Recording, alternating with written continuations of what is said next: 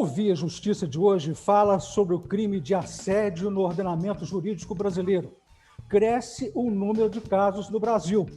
Nossos convidados, o juiz Vinícius de Ávila Leite, da Primeira Vara Criminal Infância e Juventude de Patos de Minas, e o advogado Warley Belo, do Instituto dos Advogados de Minas Gerais e também do ICP, o Instituto de Ciências Penais. Eu começo perguntando para o senhor, doutor Vinícius, o que é o assédio? O que a lei brasileira diz sobre o assédio? Olha, nós precisamos fazer, primeiro, inicialmente, uma distinção. O assédio, segundo Aurélio, vem do latim obsídio, e é uma palavra que tem a mesma conotação e a mesma origem de uma palavra inglesa relativa também ao sítio, que é siege. O sítio era aquele cerco que faziam os exércitos àquelas cidades ou castelos que pretendiam conquistar, e o faziam exercendo uma pressão psicológica, um cerco indicando para aquelas pessoas que ali estavam que eles não teriam saída e que estariam sujeitos, então, a sofrer a fome, a doença, a sede, e, com isso, os exércitos, sem o emprego efetivo da força, sem o emprego e sem o risco dos seus soldados, conseguia quebrar a resistência daquelas comunidades e obter a sua rendição. Então, o assédio ele tem essa conotação, seja em qualquer acepção que se busque na palavra. Agora, nós temos no direito hoje, positivo penal, o assédio sexual, que é um crime. E temos o assédio moral, que é uma forma de conduta, que tem os seus reflexos também no campo do direito, mas que não está inserida dentre os crimes previstos, naturalmente, no Código Penal. Então, há que se distinguir já inicialmente, para tratar do tema, o assédio sexual do assédio moral. Uma pesquisa divulgada no começo de dezembro revelou que 76% das mulheres brasileiras já foram vítimas de violência ou assédio no trabalho. A pesquisa foi feita pelo Instituto Patrícia Galvão. Quais os casos recentes de assédio que chamaram a atenção do país, doutor Warley?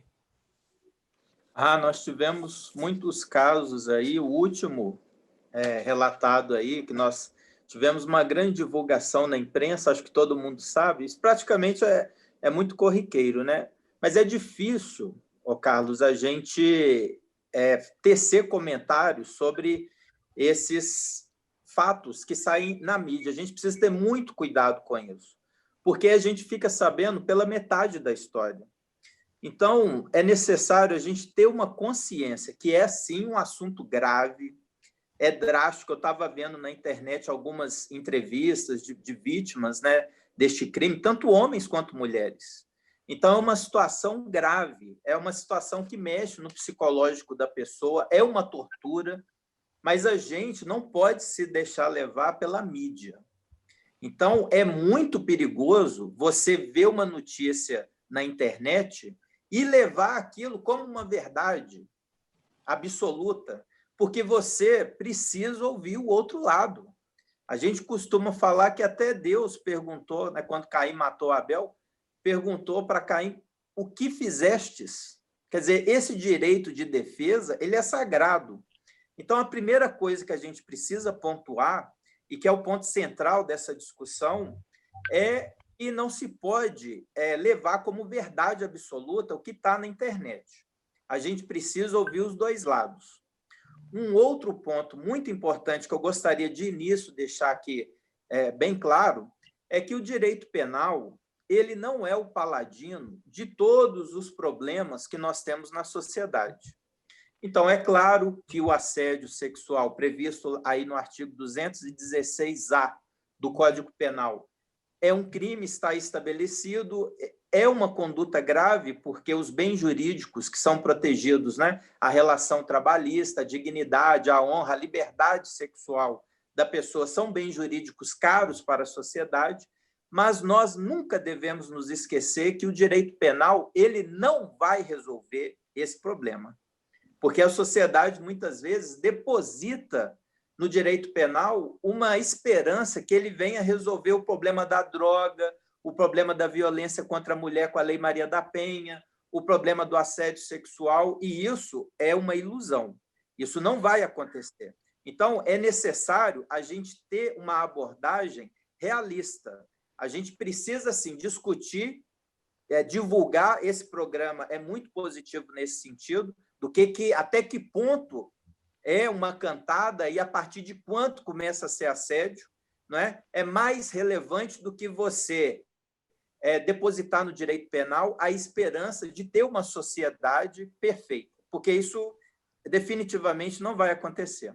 Eu gostaria que o senhor comentasse isso, doutor Vinícius, a questão, o senhor disse que o assédio sexual é crime e o assédio moral é uma forma de conduta. O assédio moral, ele não está na lei brasileira, é isso, doutor Vinícius? Sim, o assédio moral, ele se evidencia na forma de uma pressão, uma intimidação, uma desestabilização da pessoa, a exposição ao ridículo, e ele está previsto na legislação brasileira. Ele pode constituir, evidentemente, o dano moral indenizável, né? E ele pode também ter, e tem reflexos também na esfera trabalhista, ele pode justificar a dispensa indireta, ele garante direitos ao empregado que tenha sido vítima desse assédio moral e, por isso, através desse assédio, venha a ser dispensado.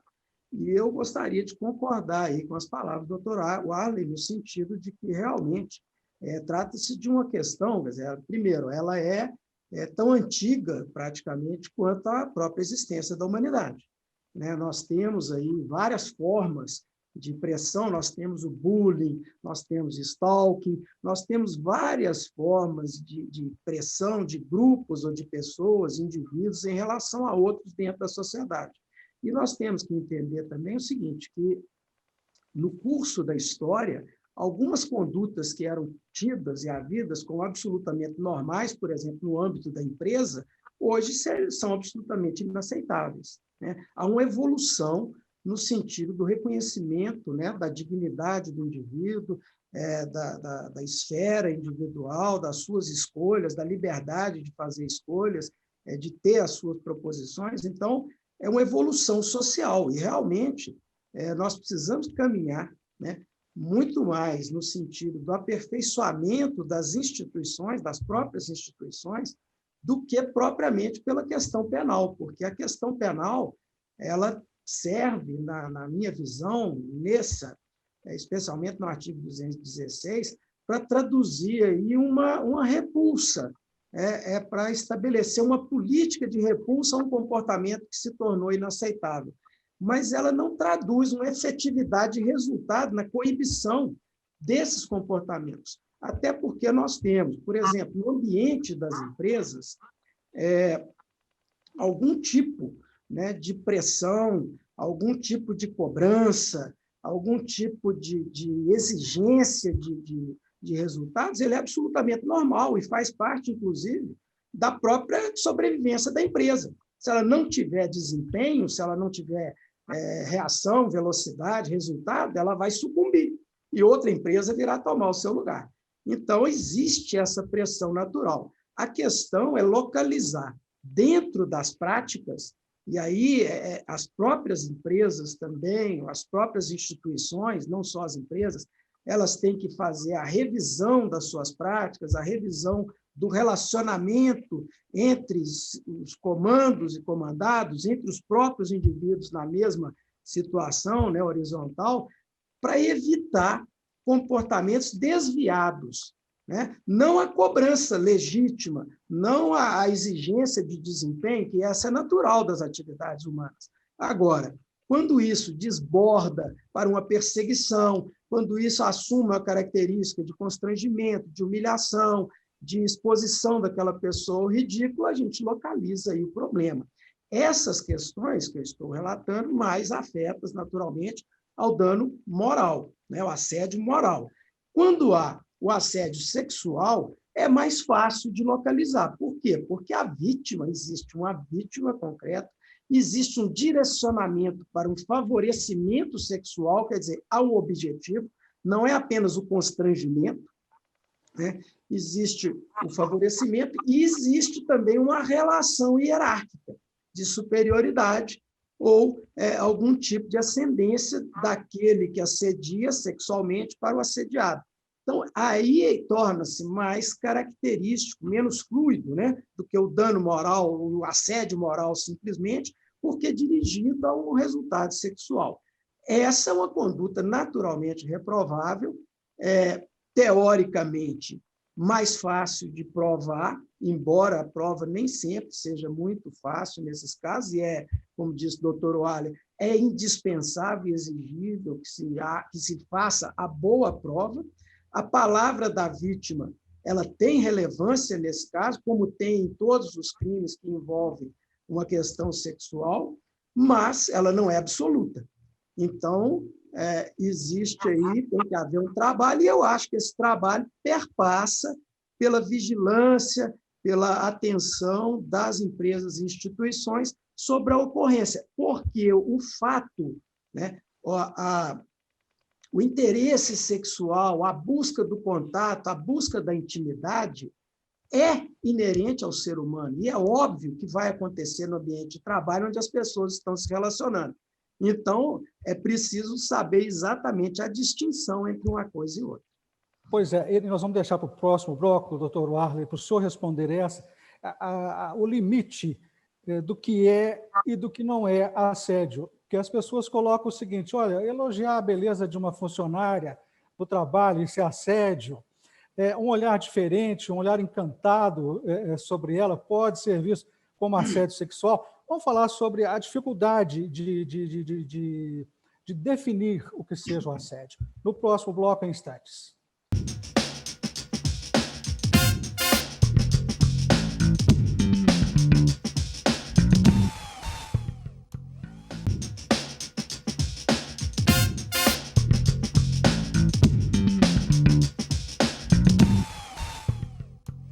O Via Justiça de volta, estamos falando sobre o assédio no ordenamento jurídico brasileiro, conversando com o juiz Vinícius de Ávila Leite, da Primeira Vara Criminal Infância e Juventude de Patos de Minas, e com o advogado Warley Belo, do Instituto dos Advogados de Minas Gerais, também do Instituto de Ciências Penais.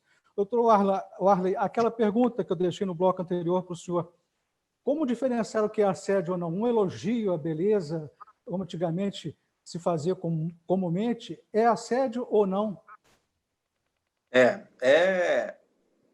A resposta primária é o bom senso, né? Depois de pensar e analisar, porque eu sabia que ia entrar nessa questão, e eu pensando, você tem um exemplo bem claro do que é o assédio, do artigo 216A, que é o famoso teste do sofá, não é? O superior hierárquico chama aquela pessoa que hierarquicamente está ali submetida a ela, nessa relação de emprego, de função, de cargo, porque o crime só existe nesse sentido, e deixa entre linhas ou de forma explícita que, se ela não prestar os favores sexuais ou vantagens sexuais, ela vai ser prejudicada, ou ela não vai ser promovida, ou ela não vai ter algum benefício trabalhista. É isso que é o assédio sexual. Então, no fim das contas, nós precisamos identificar o que é, desculpa a expressão, um tarado de uma pessoa apaixonada. Porque o assédio sexual é isso, é uma perversidade, no fim. Se a gente for chamar um psicólogo para conversar, a pessoa que assedia, ela é perversa. Não é? Ela quer submeter o outro ao seu desejo sexual. Não é para namorar, não é para ter um relacionamento sério, é para submeter o outro, é para humilhar o outro, é para tratar como escravo, é para rebaixar o outro. Então, aí, neste ponto, é que a gente vai identificar. É claro que pode existir uma cantada grosseira, mas isso não significa que seja assédio sexual, porque o assédio ele é mais complexo. Ele precisa entrar nesse ambiente da proibição, quando você tem uma visão moral pesada, conturbada, onde há um abuso, porque o assédio é um abuso de uma pessoa que tem em seu poder trabalhista, porque só existe dentro desse contexto submetido a uma outra pessoa e abusa, essa é a palavra. Por outro lado, quando a gente fala de uma pessoa apaixonada, a gente entra num aspecto da permissão.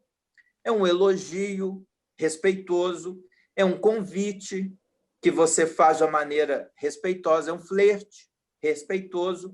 Agora, essa questão do respeitoso é muito subjetivo, porque a insistência, muitas vezes, pode traduzir numa dor psicológica, numa tortura psicológica.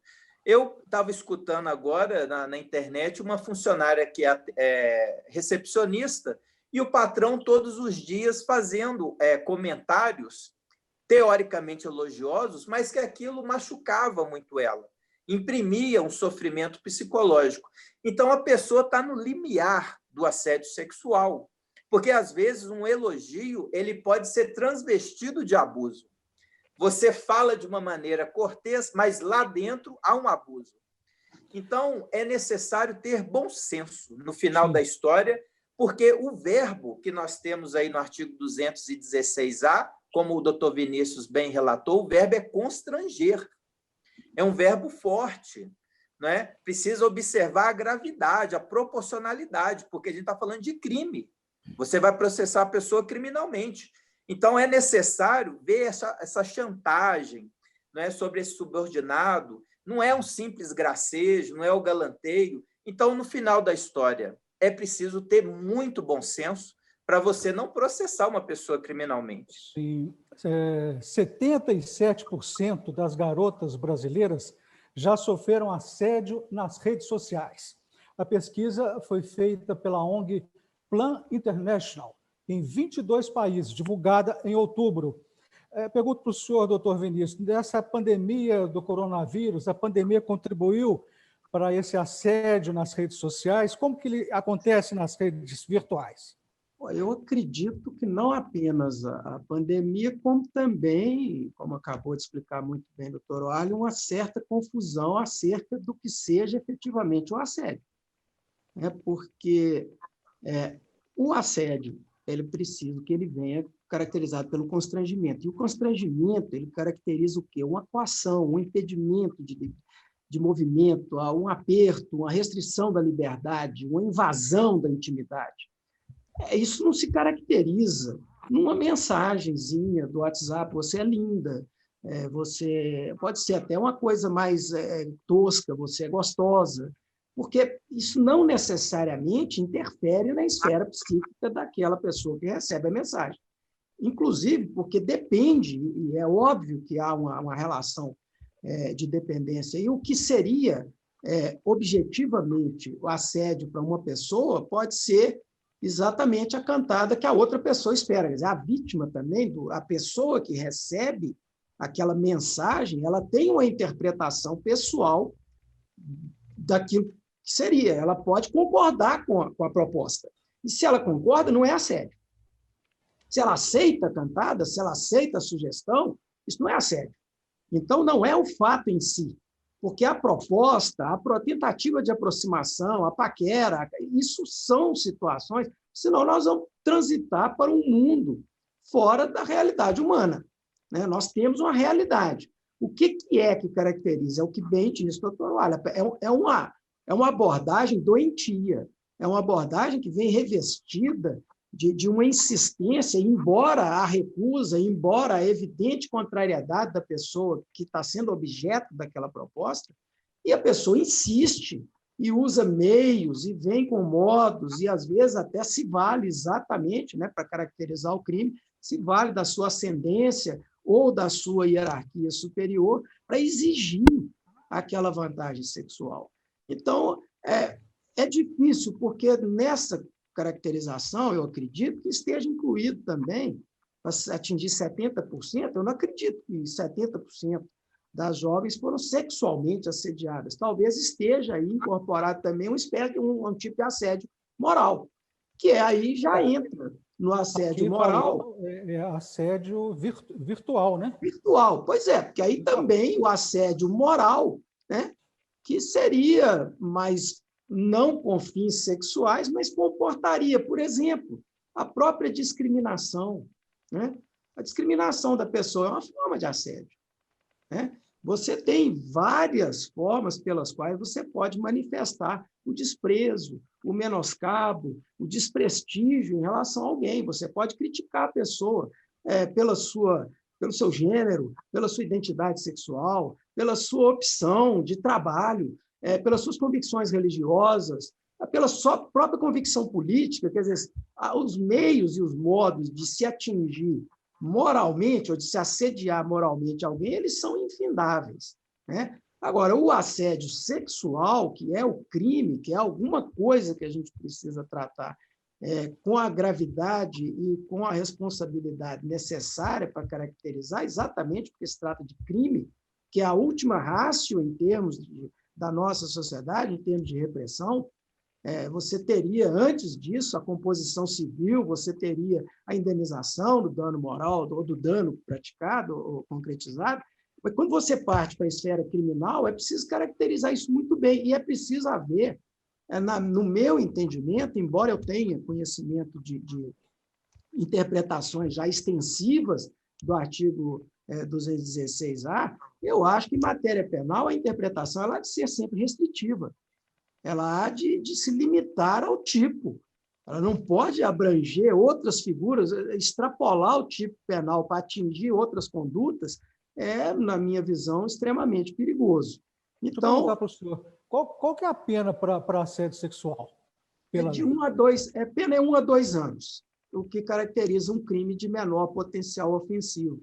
Porque, no caso do assédio, o constrangimento ele não vem acompanhado, como ele costuma vir no Código Penal, nos outros artigos, como o 158, 213, de uma conduta violenta ou de grave ameaça. Então, a violência e a grave ameaça, elas exacerbam a pena. Como o constrangimento, no caso do assédio sexual, ele é o constrangimento puro em si, e ele, por si, já caracteriza o crime, então é dado um tratamento penal mais favorável do que aquelas modalidades onde o constrangimento se faz através de violência ou grave ameaça.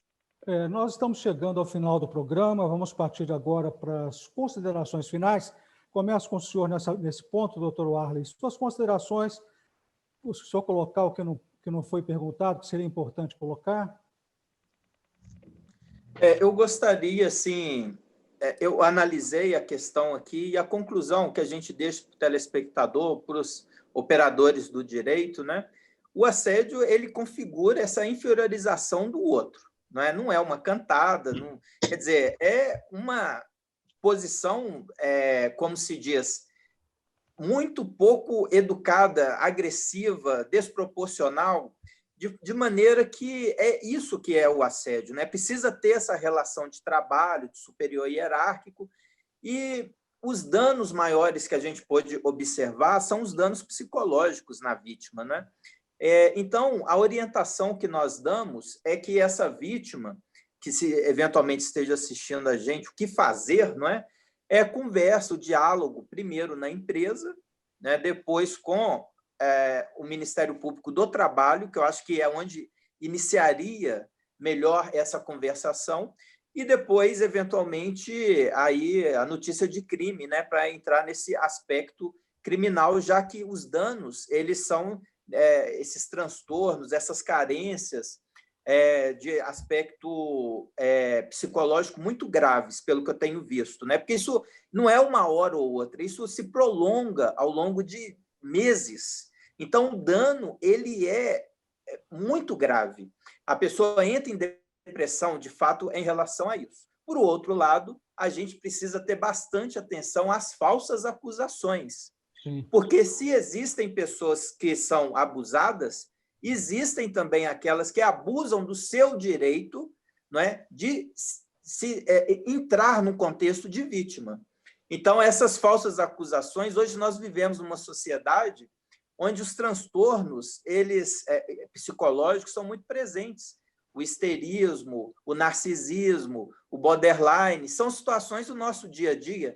E, às vezes, jogar isso na internet é muito fácil. E depois de 2, 3, 4 meses é que você vai saber que a pessoa é inocente. Perfeito. De forma que é necessário a gente ter o bom senso quando a gente está pesquisando a respeito de assédio sexual e de respeito à falsa acusação, porque uma falsa acusação, a principal consequência é que você tira o crédito das vítimas verdadeiras. Quando você descobre que houve uma falsa acusação, todas as outras vítimas que são verdadeiras, elas caem em descrédito. Por isso, é extremamente grave e a gente precisa aprofundar nas provas, né? No onus probandi disso daí, não relevando unicamente a palavra da vítima.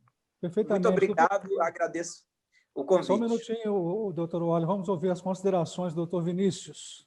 Eu quero aderir aí à manifestação do Dr. Warley e dizer o seguinte: realmente, a espetacularização do crime, o tratamento de um crime sob a ótica de uma mídia, com essa amplificação, ele tem esse efeito deletério de contribuir para, às vezes, desacreditar aquelas que são realmente, aquelas pessoas, não apenas mulheres, mas as pessoas que são realmente vítimas desse crime, que é um crime grave e que eu penso que deve merecer, por parte, principalmente, das instituições e das empresas, uma especial atenção. É preciso que haja toda uma política voltada para coibir esse tipo de comportamento e para apurar a existência desse tipo de comportamento no seio das instituições. Naturalmente, nós temos que contar também com a evolução, né, do ser humano, como disse o Dr. Wally, eu concordo plenamente. A pessoa que tem esse tipo de desvio, ele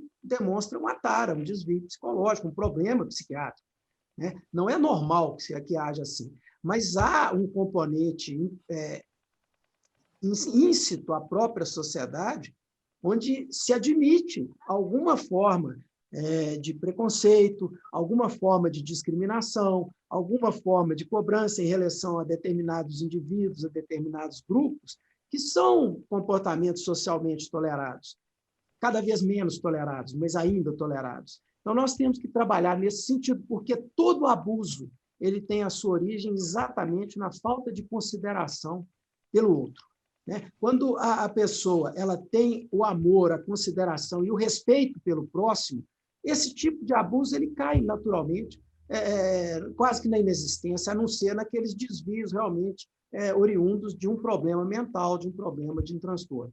Mas existe uma questão comportamental que nós precisamos trabalhar, e eu acredito firmemente nisso. Muito obrigado aos senhores pelas participações. Nós conversamos com o juiz Vinícius de Ávila Leite, de Patos de Minas, e com o advogado Warley Belo. O Via Justiça é uma parceria da TV Assembleia com a Mages, Associação dos Magistrados Mineiros. Obrigado pela audiência. Até o nosso próximo encontro.